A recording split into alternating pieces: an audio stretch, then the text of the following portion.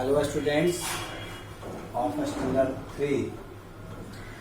आज हम लोग अध्याय 3 की पढ़ाई करेंगे। इससे पहले लेसन 2 आप लोगों को पढ़ाई हो चुकी है और उससे संबंधित सवाल भी आप लोगों को सब मैं समझता हूँ फिर आप लोग कर लिए होंगे। बट पावर वगैरह सब लिखे होंगे, फिर कॉपी आप लोग बना रहे होंगे। तो अगर कोई प्रॉब्लम रह गया होगा तो आप लोगों को आंसर शीट भेजा गया है, उससे आप लोग फिर मिलान करेंगे और उसको रिवाइज करते रहेंगे अपने घर पर। तो आज हम लोग तीसरा अध्याय में क्लास 3 में देखते हैं सत्य के मार्ग पर चलने की सीख है। इस पत्र के माध्यम से, ये पिता का पत्र पुत्री के नाम है। ये नैनी जेल से, इलाहाबाद से 26 अक्टूबर 1930 को भूतपूर्व प्रधानमंत्री पंडित जवाहरलाल नेहरू ने अपनी प्रिय पुत्री इंदिरा को ये पत्र लिखा है। और इसमें क्या उनका फोकस है, तो उन्होंने इस पत्र के माध्यम से इंदिरा को सत्य के मार्ग पर चलने की सीख दी है। तो हम लोग देखते हैं इस पत्र में, देखते हैं। प्रिय इंदिरा, जन्मदिन पर तुम्हें कई उपहार मिले होंगे, शुभकामनाएं भी दी जा रही होंगी, पर मैं इस जेल में बैठा तुम्हें क्या उपहार भेज सकता हूँ। बड़ा करुणा भरी ये बातें हैं। ये उस समय जब हमारे पूर्व प्रधानमंत्री आज़ादी की लड़ाई में शामिल थे और जब ये उसी क्रम में जेल में थे, तो उन्होंने ये पत्र अपनी पुत्री को लिखा है। हाँ, मेरी शुभकामनाएं सदा तुम्हारे साथ रहेंगी। क्या तुम्हें याद है कि जॉन ऑफ आर्क की कहानी तुम्हें कितनी अच्छी लगी थी? इसकी कहानी इनके पिता ने इन्हें बताई थी। तुम स्वयं भी तो उसकी ही तरह बनना चाहती थी, पर साधारण पुरुष तथा स्त्रियां इतने साहसी नहीं होते।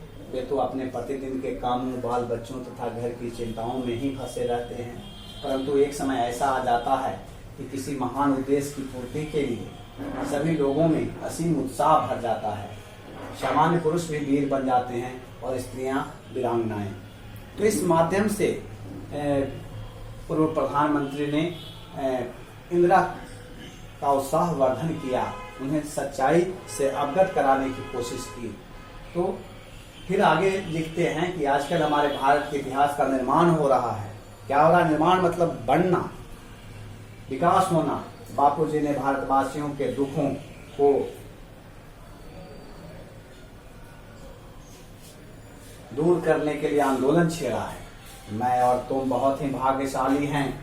इस आंदोलन में हमारी आंखों के यह आंदोलन हमारी आंखों के सामने हो रहा है और हम भी इसमें कुछ भाग ले रहे हैं। एक महान उद्देश्य हमारे सामने है और हमें इसकी पूर्ति के लिए बहुत कुछ करना है। अब सोचना यह है कि इस महान आंदोलन में हमारा कर्तव्य क्या है, इसमें हम किस तरह भाग लें।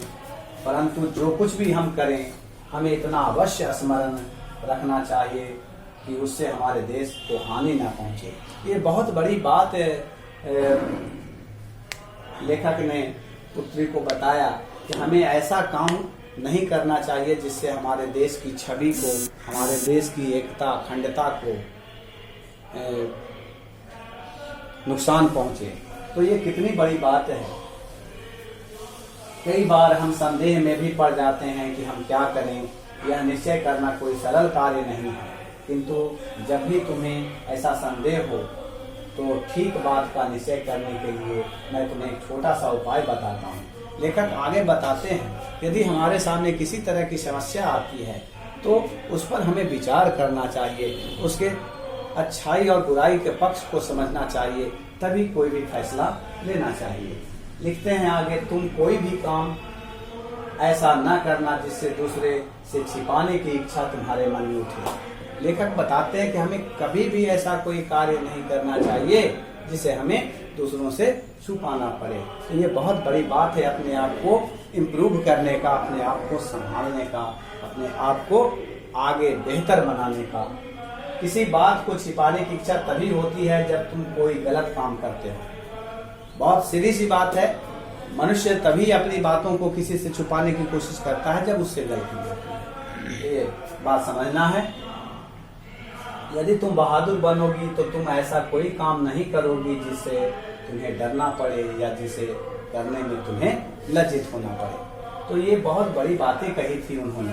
तुम्हें यह तो मालूम ही है कि बापूजी के नेतृत्व में स्वतंत्रता का जो आंदोलन चलाया जा रहा है उसमें छिपाए जाने जैसी कोई बात नहीं है। हम तो सभी काम दिन के उजाले में ही करते हैं। तो इस प्रकार ये सारी बातें वो बताते हैं, अवगत कराते हैं अपनी बेटी को। अंत में लिखते हैं, अच्छा बेटी अब विदा, भारत की सेवा के लिए तुम बहादुर सिपाही बनो, यही मेरी शुभकामना है।